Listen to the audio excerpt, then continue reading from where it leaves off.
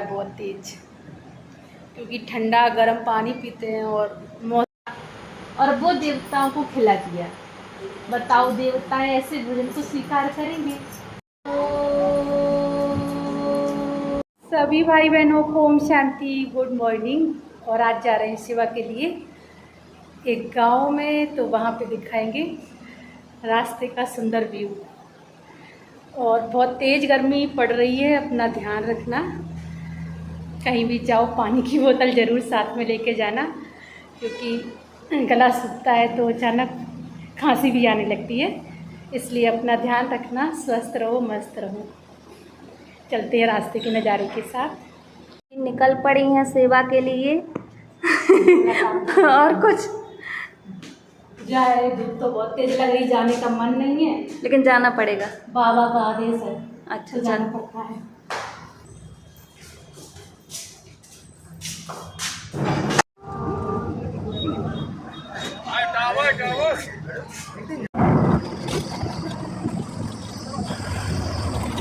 बहुत गर्मी है, जब टीवलेट चला तब हवा लगी थोड़ी सी। आपको क्या दिख रहा है यहाँ पे? अमरूद दिख रहे हैं। अमरूद? ये देखो, ओ अभी छोटे छोटे हैं, अगली बार आएंगे तब खाने को मिलेंगे। तब खाने को मिलेंगे ताजे ताजे। एक तोड़ के देख। आपकी नज़र बहुत अच्छी है बेकार कर दिया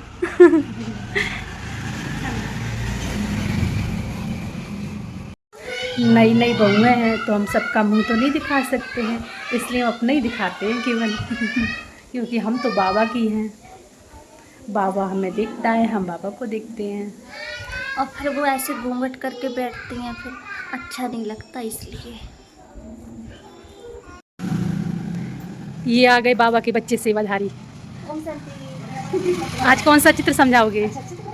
हाँ, जीवन को उल्टा हो गया। सॉरी सॉरी सॉरी, हमारी सेवा उल्टी हो गई थी। जीवन कमल पुष्प समान कैसे बनाए? अच्छा, आज सीखना सभी लोग। ओके। अभी दीदी सिखाएंगे हमारी। माता जी पंखा कर रही थी, लाइट है नहीं, दीदी ने पंखा ले लिया माता जी का। दीदी कहते लाइट है नहीं, अब दीदी कहते कि आप मुरली सुनो, हम पंखा भी करेंगे आपके ऊपर और मुरली सुनाएंगे, आप सिर्फ सुनो। डबल सेवाधारी है। मुरली भी सुनाएंगे, पंखा भी करेंगे। बाबा और कितनी सेवाएं देगा। कि नहीं तो बताएं, माता जी सिर्फ अपने ऊपर करेंगी, हम सबके ऊपर कर देंगे। दीदी मुरली भी सुना देंगी और हवा भी कर देंगे। ऐसे करते हैं, एक हाथ से पंखा ऐसे और दूसरे हाथ से। बाबा कहता है मीठे बच्चे तुम्हें सर्वगुण संपन्न बनना है। लो, दीदी ने प्रैक्टिकल करके दिखा दिया। अभी आ रहे सब, अभी माता जी इकट्ठा कर रहे हैं। बहू को लेने गई हैं, कहती तुम भी मुरली सुनो बाबा जी की। है ना, खुद सुनेगी, सबको सुनवाती भी है।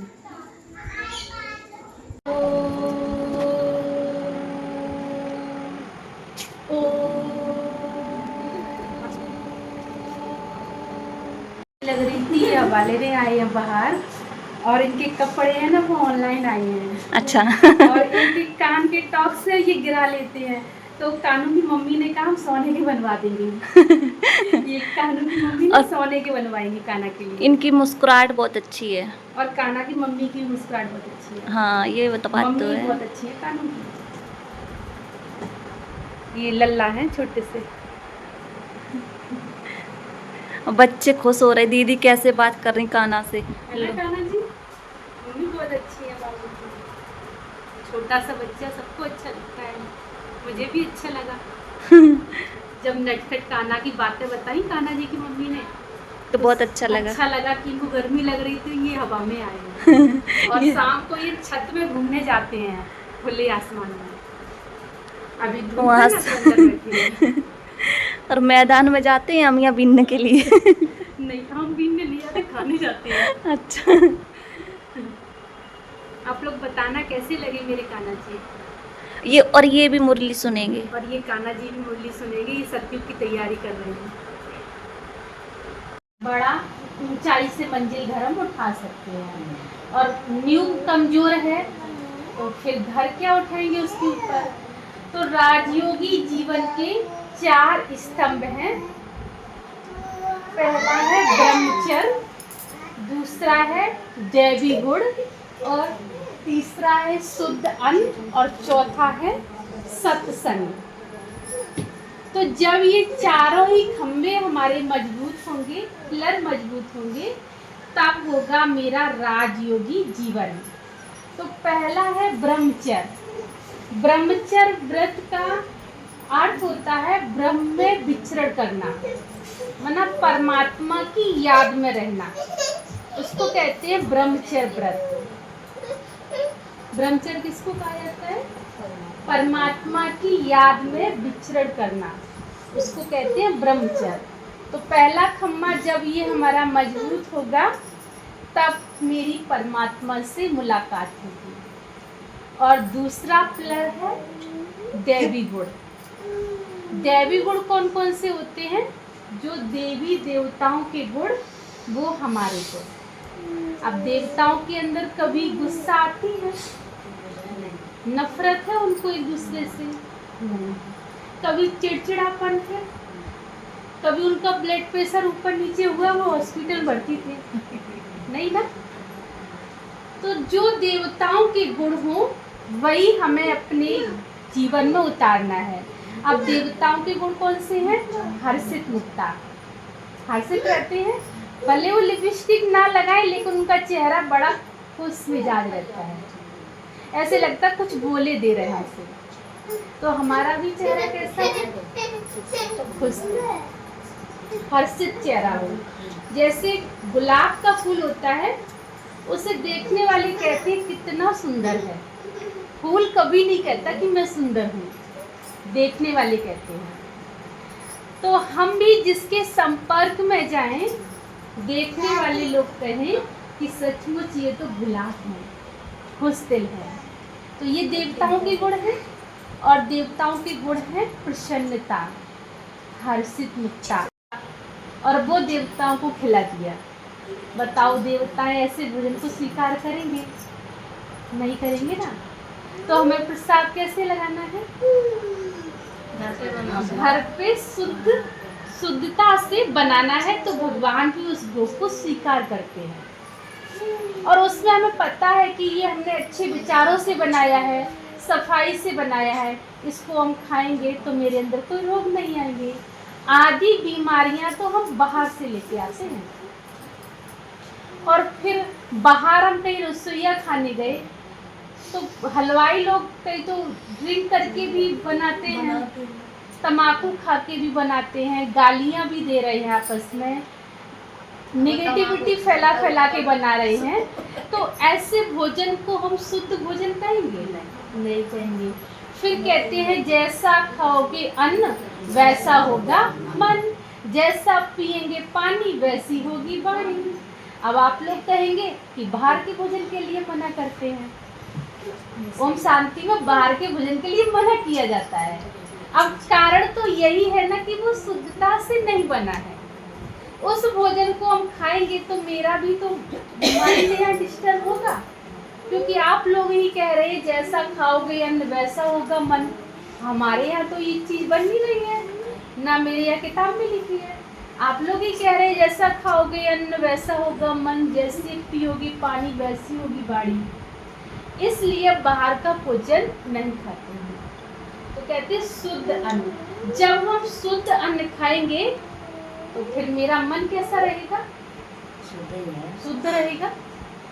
और जो चीज हम देवी देवताओं को नहीं खिला सकते, वो खुद खा सकते हैं? खा सकते हैं? नहीं खा सकते हैं, क्योंकि देवी देवताएं क्या है? हमारे पूर्वज है, इष्ट है, इष्ट है ना। तो आप बताओ पहले के जमाने में जो हमारे पूर्वज हुआ करते थे, वो देवी देवताओं के भोग में प्याज लहसुन का भोग लगाते थे? नहीं लगाते थे। किसी के यहाँ शायद बनता भी नहीं था।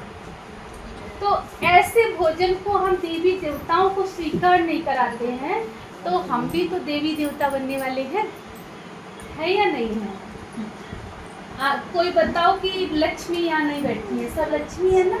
घर में बहू आती है तो कहते लक्ष्मी है, कोई कहे हम वो बैठे तो लक्ष्मी नहीं कहेंगे ना। तो सब लक्ष्मी है, सब देवी है, सब दुर्गा हैं। छोटे से बच्चे को कहते हैं कान्हा जी हैं, तो छोटे बच्चों को भी ऐसा भोजन नहीं करा सकते। इसलिए हमें शुद्ध भोजन ही करना है, और शुद्ध भोजन तो अपने घर में ही मिलेगा, बाहर तो नहीं मिलेगा। कई लोग कह देते कि मेरा घर का खाना अशुद्ध हो जाता है। जैसे बाहर लड़ाई झगड़ा होने लगे तो हम अपना गैस बंद करके किचन छोड़ के तुरंत बाहर भागते हैं। किस लिए भागते हैं? बातें सुनिए है किनकी किनकी भनक गई है, और फिर उन्हीं बातों को सुन लेते अच्छे से, और किचन में आए, आटा गूंदा, सब्जी बनाई, विचार कौन से चल रहे हैं? उनमें हो गई थी और वो ऐसे कह रही थी, विचार यहाँ चल रहे हैं। और प्रकंपन सारे कहाँ से निकल रहे हैं? इन 10 नाखूनों से प्रकंपन निकल रहे हैं। अब मेरा वो आटा कैसा हो गया? दूषित हो गया। अब आपको कहना हमने तो शुद्ध घी के बनाए हैं, हमने तो पनीर पकौड़ा बनाए हैं, हमने टिक्की पड़ोका बनाए हैं, लेकिन वो जब मन में शुद्धि नहीं है तो यहाँ कैसे आएगी? सबसे पहले चाहिए हमें मानसिक शुद्धि। इसलिए जिसका भी मैटर हो वो होता रहे, लेकिन हमें शुद्ध वाइब्रेशन से भोजन बनाएंगे। और जो भी खाएगा सबसे पहले घर के मालिक ही खाते हैं। अगर उनको शुद्ध रखना है, उनके माइंड को रिफ्रेश रखना है, उनको टेंशन फ्री रखना है। किन की बात कर रहे हैं? पति देव की। पति देवी तो घर चलाते हैं। अगर पति देव को टेंशन फ्री रखना है तो हमें शुद्ध भोजन बनाना है, तभी उनकी लंबी उम्र होगी और वो टेंशन फ्री रहेंगे या नहीं? अगर हम ही नेगेटिव विचारों से बनाएंगे कि आने दो, अभी उनको ये बताना है, वहाँ शादी है, अरे सुकून से खाना तो अच्छा बना लो जो उनको अच्छे से एनर्जी दे। पहले ही आपने उस भोजन को कमजोर कर दिया, बताओ भोजन को शक्ति पहुँचाएगा? बताओ क्या करेंगे, जल्दी बोलो। पहुँचाएगा? शक्ति मिलेगी? नहीं मिलेगी ना। तो अब आप क्या करेंगे? शुद्ध मन से भोजन बनाएंगे। बनाओगे, डर तो नहीं लग रहा कि बुराइयों से हम छूट जाएंगे? अगर अपने पति की लंबी उम्र चाहते हो तो आपको ये कार्य करना होगा। फालतू की जो बाहर परिपंच होती ना, उसको क्या बोलते, लड़ाई झगड़ा, उन विचारों से आपको बहुत दूर रहना है। और शुद्ध मन से, अच्छे मन से भगवान की याद में भोजन बनाएंगे और वो भोजन में शक्ति आएगी। और फिर जो घर के बच्चे, बड़े, बूढ़े जो भी खाएंगे उनका माइंड फ्रेश रहेगा। अगर घर के मालिक का दिमाग अच्छा रहेगा तो आप ऐसे ही स्वर्ग में हैं। स्वर्ग कहीं दूर नहीं है, यही स्वर्ग है। बनाना किसको है? आपको ही बनाना है। ये आप लोगों की ही जिम्मेदारी है। भाई लोग तो भाई पैसा दे देंगे, लेकिन उसको यूज कैसे करना है वो आप लोगों की जिम्मेदारी है। इसके लिए कहते हैं शुद्ध अन्न बहुत जरूरी है। आज हम 80% बीमारियां बाहर से लेके आ रहे हैं। एक तो बाहर के भोजन से लेके आ रहे हैं, और दूसरा ये बातों से लेके आ रहे हैं। घर में गंदगी, वो कूड़ा तो उठाते फेंक देते हैं, लेकिन यहाँ का कूड़ा कभी उठाया आप लोगों ने? नहीं उठाया, और ही कूड़ा को बढ़ाते जा रहे हैं। बताओ आप, डस्टबिन है क्या? डस्टबिन तो कोई नहीं बैठा है कि जितनी बात है सब हमें सुना दो, चाहे कहो कि चोरी चुगली हमें सब सुना दो, ऐसा तो नहीं है। की फैमिली है, एक तो है उधर वाला दुखी और अशांत परिवार, और इधर देख रहे हैं सुखी और शांत परिवार। 2 प्रकार की फैमिली है। तो इसमें आप देख रहे हैं घर के मालिक आ रहे हैं गेट से, और उन्होंने ड्रिंक पी ली खूब अच्छे से, पौवा चढ़ा लो डोज। फिर अब मम्मी की पिटाई हो गई, पति जी ने मम्मी की पिटाई कर दी, तो मम्मी को गुस्सा तो आएगा ना। तो बच्चा ने माँ को पराठो, मम्मी ने दे बिलना गद, और गुस्सा तो निकाल लिया ना कोई के ऊपर। तो ये है दुखी और अशांत परिवार। अब बच्चे की उसमें क्या गलती थी? लेकिन गुस्सा जब मम्मी के पीठ पे बज गो तो बेऊ तो बिल नहीं ठोके फिर। तो ये है दुखी और अशांत परिवार। ऐसी आज की फैमिली है, बहुत जगह हमने देखा है। तो उसके लिए क्या करना है, ये है सुखी और शांत परिवार। जब इन्होंने ज्ञान का अध्ययन किया, राजयोग मेडिटेशन का अध्ययन किया, तो ये वही परिवार है, सारे काम कर रहे हैं, ऑफिस में काम कर रहे हैं, लेकिन बुद्धि का योग परमात्मा से है। और परमात्मा से हमारा बुद्धि का योग कब लगता है, जब हम बाहर के भोजन से दूर रहते हैं, बाहर की वातावरण से दूर रहते हैं, बाहर की बातों से हम दूर रहते हैं। केवल मेरा सच्चा साथी परमात्मा है। तो परमात्मा की याद में रह के ऑफिस में काम कर रहे हैं, बच्चे खेल कूद रहे हैं, माँ भोजन बना रही है और बच्चे खा रहे हैं, सब कार्य कर रहे हैं, लेकिन सबका बुद्धि का योग कहाँ पर है, परमात्मा से। तो ये है सुखी और शांत परिवार, और वो है दुखी और अशांत परिवार। अब ये आपके ऊपर निर्भर करता है कि आपको कैसा परिवार बनाना है। जैसे यहाँ है सुखी और शांत परिवार, लड्डू भी खेल रहे हैं, लड्डू की मम्मी भी ज्ञान सुन रही है ना, और कान्हा जी भी सुन रहे हैं। ये इसको कहते हैं सतयुग। तो जब सबका बुद्धि योग परमात्मा के पास होगा तो फिर मेरा मन तो अपने आप खुश हो जाएगा। इसलिए कहा जाता है जैसा खाओगे अन्न वैसा होगा मन, जैसा पियोगे पानी वैसी होगी वाणी। अब हम आपसे ये पूछेंगे कि आप कैसे भोजन बनाएंगे, बताओ। खुश होके बनाना है और भगवान की याद में बनाना। बनाओगे ना, चेहरा तो बता रहा है भगवान की याद बनाएंगे। कभी कभार गुस्सा आ जाए तो बेलन ना उठाना, उड़ जाता है।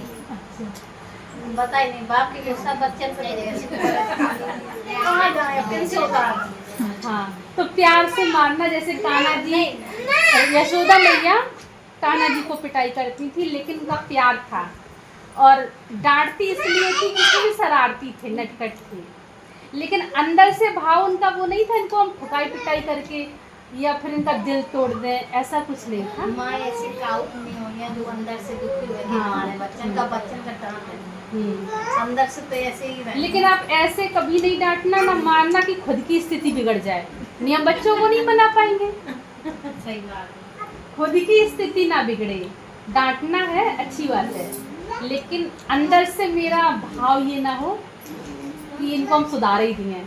बच्चों को जितना हो सके प्यार दें, खुश रखें। अगर मार के सुधारेंगे तो ढीठ हो जाते हैं बच्चे। इसलिए नारी सुनाए रहे विधि न्यारी, बाबा बड़े उपकारी सुनाए रहे विधि न्यारी। 8 जन्म सतयुग में लेके 8 नीचे बाबा। अभी तुम्हें बेहद की पवित्रता को धारण करना है। जैसे कमल होता है वो कीचड़ में रहता है, लेकिन कीचड़ का एक दाग भी उसके ऊपर नहीं है। तो ये संसार सागर एक कीचड़ के समान है। इस कीचड़ में रहते हुए परमात्मा के प्यारे और सारी दुनिया से न्यारे। और कीचड़ में उलझे रहेंगे तो संसार के प्यारे नहीं बन पाएंगे, ना प्रभु के प्यारे बन पाएंगे।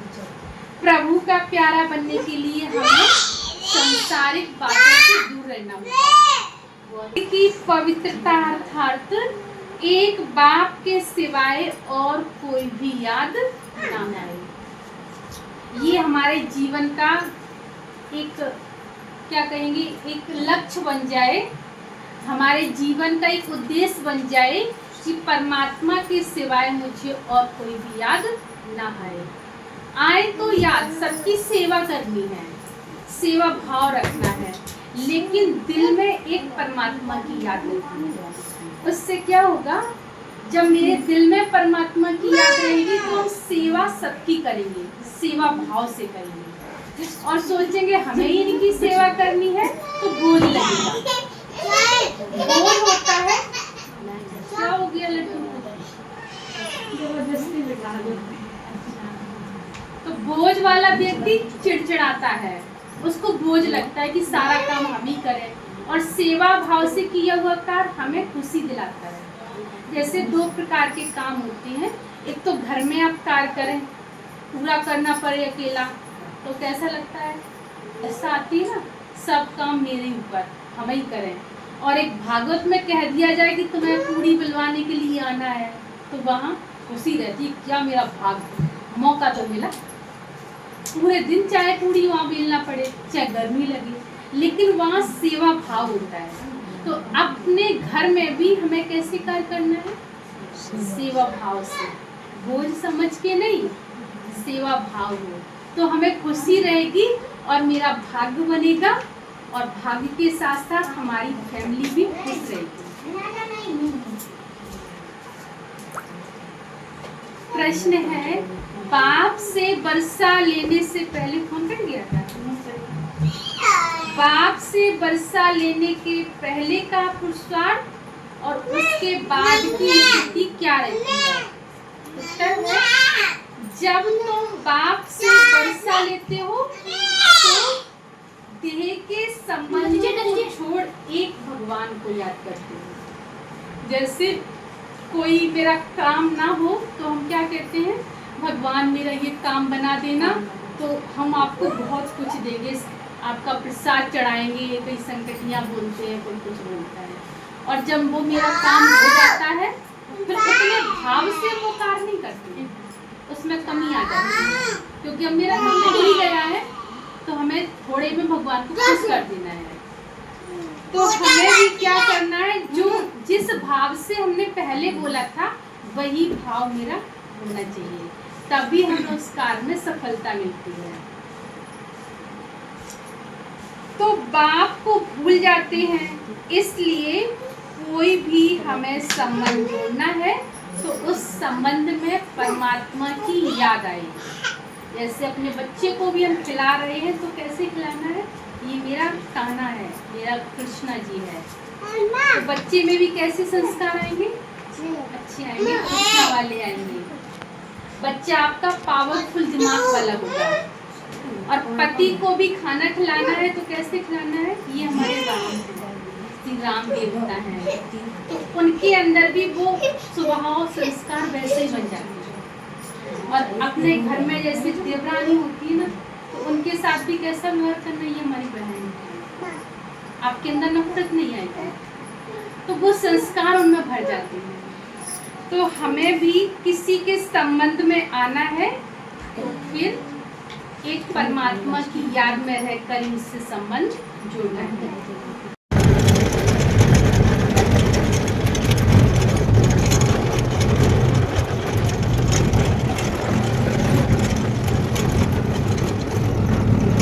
अभी बाबा की सेवाओं से लौट के आ गए हैं, आ तो गए हैं लेकिन गला यहाँ दर्द हो रहा है बहुत तेज, क्योंकि ठंडा गर्म पानी पीते हैं और मौसम बहुत गर्म है यहाँ का, इसके कारण कुछ बोलने से और कुछ पानी चेंज होने से गला में दिक्कत आ गई।